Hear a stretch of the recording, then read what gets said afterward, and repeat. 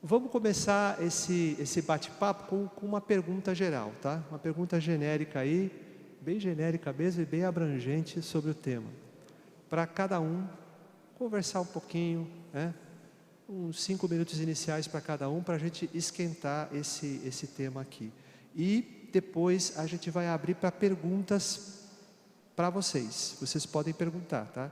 Como é que vocês vão perguntar? O Gustavo vai colocar ali. Você vai enviar a sua pergunta para esse WhatsApp, que é o WhatsApp da igreja, tá? Gustavo, pode deixar o slide aí com o WhatsApp. Você vai mandar a sua pergunta e vai dizer para quem que você quer perguntar, tá bom?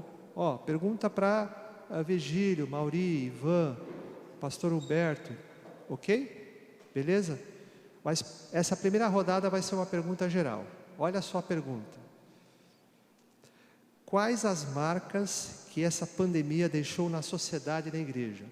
Quais foram as consequências que vocês observaram nas suas áreas de atuação aí, que a pandemia trouxe, tanto na sociedade como na igreja? E como é que a gente pode aproveitar as oportunidades dessas marcas para expandir o reino de Deus? 5 minutos é pouco, né? Mas acredito que a gente vai discutir essa pergunta ao longo de todo o nosso tempo aqui. Tá bom? Então vamos começar com o pastor Humberto. Vou passar o microfone aqui e aí a gente segue na sequência, tá bom?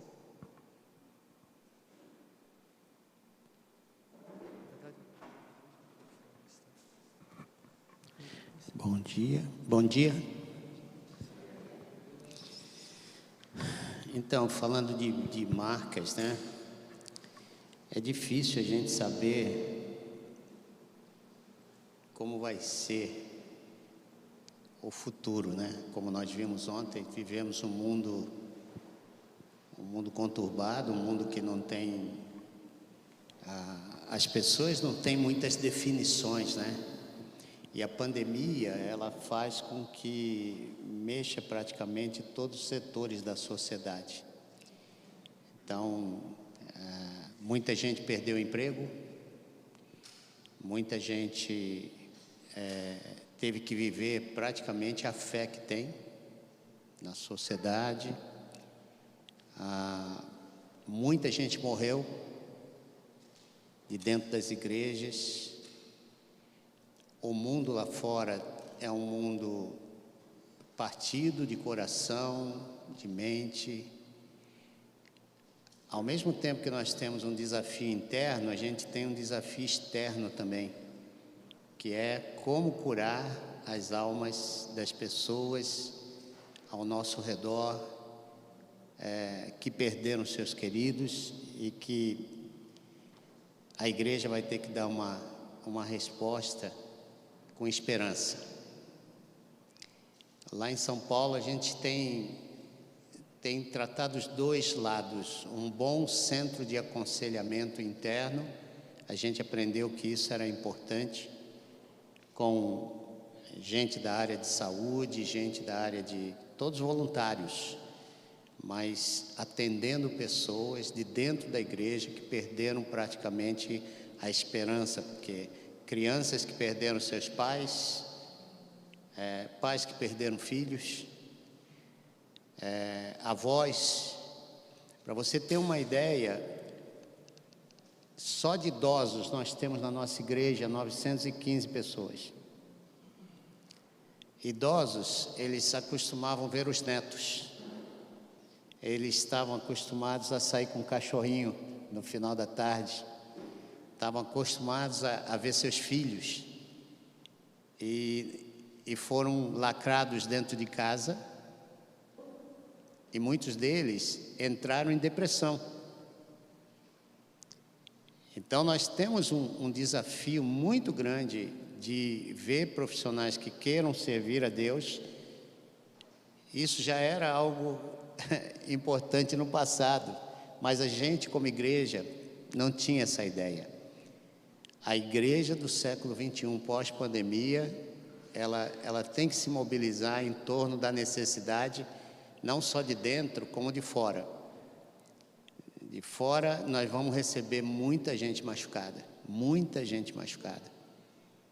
e temos que estar prontos para responder com mansidão a todos aqueles que exigirem a razão da nossa fé. Então, esses vão ser grandes desafios. No mundo, então, a gente tratou na nossa igreja, durante a pandemia, com os médicos, telemedicina lá para os ribeirinhos. A gente descobriu que podia fazer isso. A tecnologia ajudou a gente a tomar passos que a gente nunca tinha tomado antes como igreja. Cuidamos de 12 missionários que foram infectados lá no Amazonas, por internet e pelos smartphones. E os médicos da nossa igreja acompanharam todo o processo, junto com a junta de missões, que comprava os remédios, administrava os remédios, oxímetros, fizemos campanha de oxímetros. A igreja ela vai ter que se reinventar. Não vai ser mais a igreja que nós éramos antes da pandemia. É uma outra igreja. Não sei se era isso que... Se responder um pouco a tua pergunta.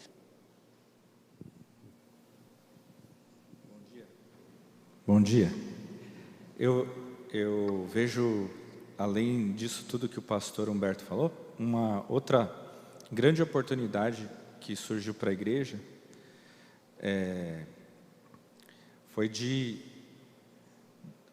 assim, ele deu uma zerada no sentido da nossa prepotência, né? Muitas vezes. E ele deu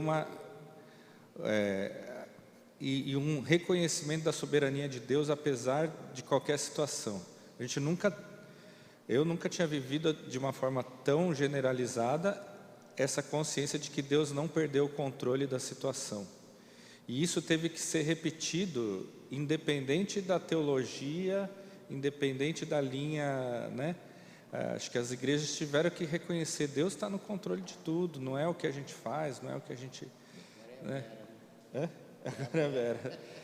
Então a gente aprendeu isso, e eu vejo no lado, uma das marcas que ficaram muito fortes no mundo dos negócios, foi, claro, além de toda a tecnologia que possibilitou encontros virtuais, e as equipes trabalharem de casa, eu acho que ele trouxe uma valorização da família que as pessoas não tinham antes. Eu lembro de um caso que aconteceu uns anos atrás, talvez vocês se lembrem, viralizou assim um vídeo alguns anos atrás, de um rapaz que estava dando uma entrevista na TV, só que ele estava de home office, e no meio da entrevista entra a filhinha dele no quarto, e a mãe correndo atrás para tirar a criança rápido, né? Porque o cara estava na TV e virou uma brincadeira, uma piada. E isso, para a gente que trabalha, principalmente no mundo corporativo, era uma coisa super rígida, e virou normal. Você está trabalhando e fazer reunião e ouvir risada de criança atrás, e o pai ter que parar para atender uma criança. Então essa valorização da família, do tempo em família, as pessoas se descobriram reconhecendo os filhos, né, que eles não conheciam, com quem eles não passavam tempo. Então eu acho que essa é uma marca para ficar, né, para reavaliar qual é o papel da família, da casa, do tempo, e que vai continuar sendo questionada, mesmo quando volte ao normal. É uma das coisas que as pessoas falam, né? Assim, tá bom, agora eu vou ter que voltar para o escritório. Cara, mas é bom voltar para o escritório, mas será que eu não vou ter uma flexibilidade de horário? Será que eu não vou conseguir aproveitar melhor minhas oportunidades de tempo? E uma terceira coisa foi que houve e há uma exacerbação da crise de confiança. Nesse tempo, especialmente em 2020, houve muitos negócios que aconteciam na total cegueira. Assim, o que eu quero dizer com isso? Como tinha muita necessidade de materiais, né, oxímetro, material hospitalar e tal, você tinha de um lado fabricantes que não sabiam se existiam compradores de um lado, e aqui o comprador não sabia se o fabricante existia. Então, a principal moeda foi a confiança, de eu saber se eu podia mesmo comprar do cara que estava me oferecendo um produto ou um serviço. E algumas empresas se destacaram em ser esse arrimo de confiança, né? E trazer essa confiança para as relações do dia a dia. Bom dia.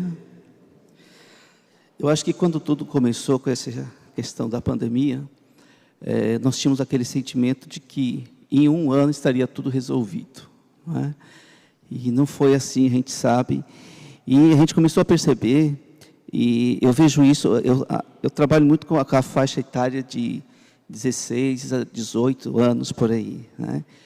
E começamos a perceber que, para esse grupo, o início de tudo não foi tão assustador, porque parecia gostosa a ideia de ficar em casa, né? Fazer seus estudos em casa, tudo. Só que isso começou a prolongar. E com o passar do tempo, nós começamos a perceber como que isso estava afetando essa idade, não somente a questão da saúde física, não é? Porque foi nesse período que começamos a perceber que falava-se e fala-se mais de pessoas com essa faixa etária com questão de depressão e é isso tudo que a gente tem ouvido falar, não é?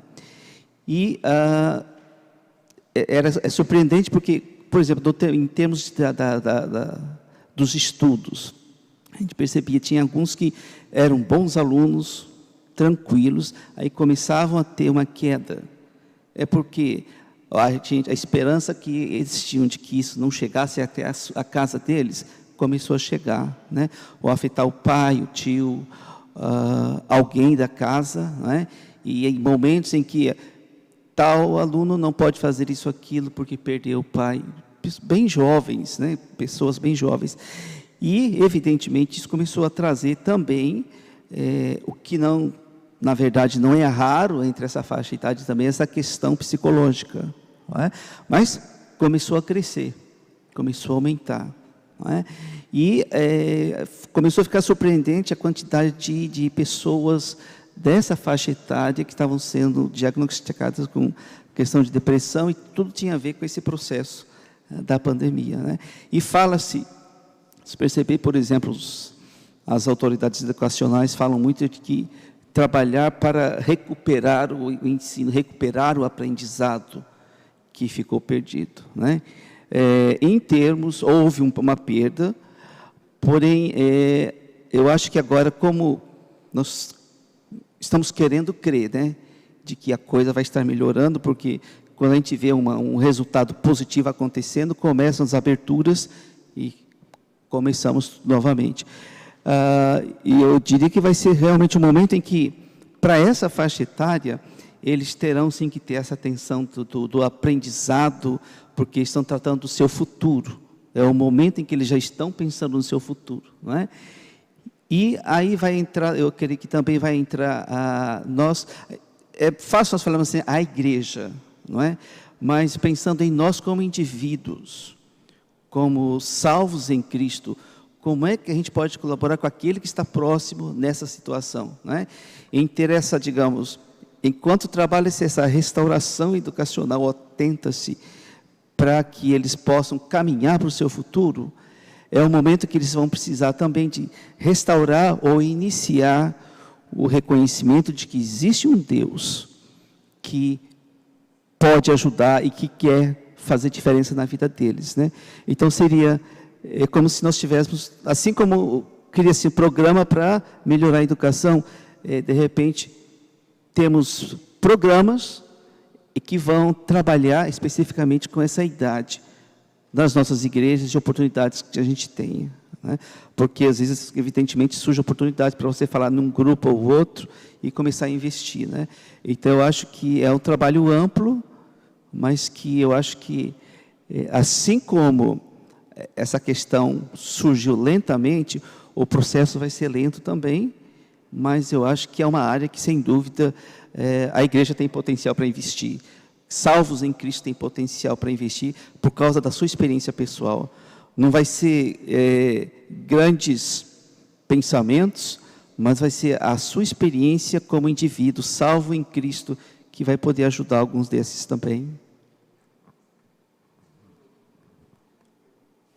Antes do Virgílio falar, já deu para entender que psicólogos e médicos cristãos serão muito importantes no pós-pandemia, né? Virgílio. Graças e paz, irmãos. Eu percebo que essa pandemia, falando assim um pouco de mim e para todos da terceira idade, talvez nós sofremos e estamos sofrendo muito. Porque existe uma pressão ou não, alguém fala assim, olha, você está velho, toma cuidado, porque eu estou lá na rua, né? Estamos na rua. E, na época, eu estava realmente no meio da Cracolândia. E eu me lembro que, no mês de fevereiro, eu estava lá. Início de março, eu estava lá. Não com medo, mas com todos os cuidados cabíveis. E eu comecei a pensar na minha esposa. Sabe o que ela pensava ao sair para vir para a rua, fazer o trabalho, no meio da Cracolândia? Será como que essas mulheres, enfim, o que elas pensavam? Seu marido lá, será que ele não vai trazer para casa? Enfim. Não, eu e a Raquel resolvemos isso de uma forma bem legal. Questão de joelho mesmo, de fé, mas com cuidado. Quando a Bíblia manda a gente vigiar, esse é o momento da igreja vigiar um pouco mais. Não ser afoito, não ir com tudo. Ir, né, como dizem os mineiros, pela beiradinha, com jeitinho, mas fazendo o trabalho. Mas, de repente, não. Virgílio, para. O negócio está feio, está morrendo muita gente. Você, como patrimônio tombado, você não pode morrer agora. É melhor você ficar em casa. Meu Deus do céu, foi difícil para mim. Muito difícil. Mas eu pude ajudar minha esposa, lavando a louça. Aliás, eu já faço isso sempre, cuidando um pouco da casa. Comecei a plantar, né, uma terapia, né, mexer na terra, muito bom. Pena que lá é tudo cimentado, mas a gente colocou alguma situação lá para que a planta viesse, cuidar das plantas. E eu também passei a orar um pouco mais. Eu me lembro que, durante essa pandemia, no começo, eu começava a orar 10 horas da noite, e teve um dia que eu fui até às 8 da manhã. E a minha esposa, de vez em quando, ia lá e via eu orando e tal, mas de repente, vem dormir, eu estou lá orando. Ligava no telefone da pessoa, e foi muito legal. E eu me lembro que num desses momentos de oração, 2 jovens crentes, um muito conhecido meu, outro um pouco, queria tirar a vida, que eles ficaram muito presos, né, dentro de casa. Os pais se preocuparam muito com seus filhos, que é normal, mas alguém queria morrer. E ali orando, e no outro dia a pessoa via lá o recado da oração, Virgílio, glória a Deus pela sua vida, eu estava querendo acabar com a minha vida, e a tua palavra de oração veio num momento legal. Então eu vejo que a pandemia, a gente fez algum sacrifício para dar qualidade de vida para outros, que não fraco na fé, mas com muito medo. As pessoas não estavam preparadas e não estão ainda preparadas para uma pandemia como essa. E, por outro lado, a igreja também, ela perdeu um pouco a direção, parte da igreja. As pessoas ficaram com muito medo e nem fazia culto em casa e nem ia cultuar, porque estavam com medo. Então, ficou uma paranoia. Bom, aí o resultado, as ruas cresceram muito de gente nas ruas. E algumas instituições nas ruas pararam também. E eu me lembro que o comércio fechou e a garotada, a molecada, alguns estavam já passando fome nas ruas. Não tinha nem água para beber. Então foi muito difícil. O Gente de Perto ali, em todo momento da pandemia, o Gente de Perto atuou, como os outros também na Cracolândia. Então louvo a Deus por isso.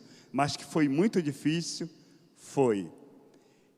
E, no mesmo tempo, o pessoal das ruas, que vive de Barra das Pontes, os famosos antigos mocós, essas pessoas começaram a beber mais, principalmente as meninas. Aliás, falando sobre isso, as mulheres de 20 anos para cá, situação de rua, criança, jovem ou adulto nas ruas, eles passaram a consumir muito mais álcool, muito mais crack e outras drogas. Então, assim, parece que o mundo vai acabar. Vamos encher a cara, vamos prostituir mesmo, vamos roubar mesmo. Então, o missionário ele tem que estar bem preparado para começar a ter um ângulo, ver como resolver essa questão. Aí que é importante a igreja local na vida nossa, nas nossas vidas, está orando por esse missionário, que ele está lá no campo. Em momento de pandemia, a gente está lá, aberto para, de repente, podemos até morrer, mas é importante que salvemos vida. Esse é o intuito do grande missionário Jesus. Ele morre para que eu e você tenha vida. A pandemia, sim, é assustador.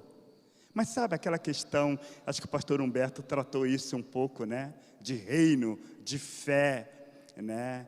E interessante que o pastor Humberto, não sei se foi ontem ou anteontem, ele falou algo muito interessante, que de repente o bom conforto, a qualidade de vida que eu tenho, a riqueza, isso pode me deixar um pouco fora de alguma coisa, porque eu quero curtir mais o conforto que eu tenho, e aí a gente pode também esquecer daqueles que lá estão.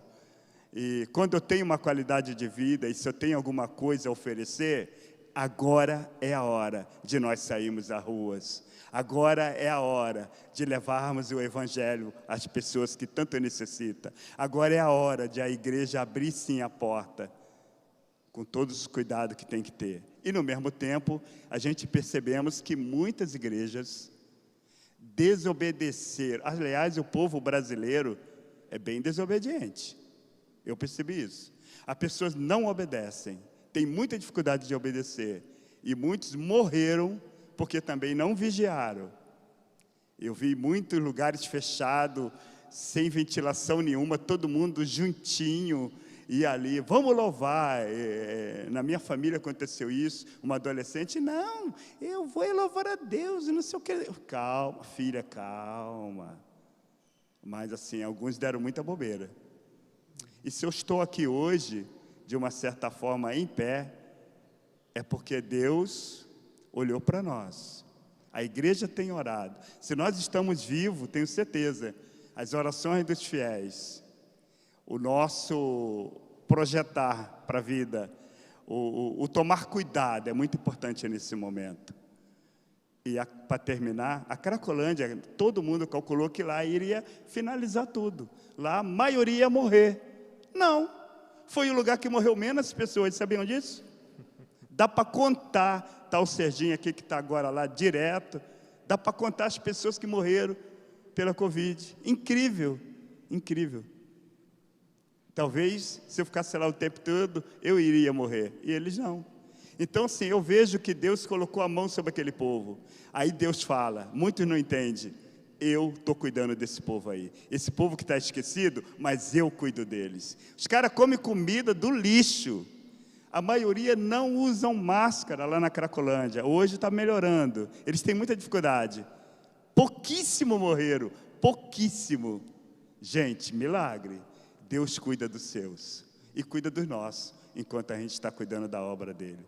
Então a Cracolândia é, para mim, a pandemia é o momento de acrescentar mais a fé.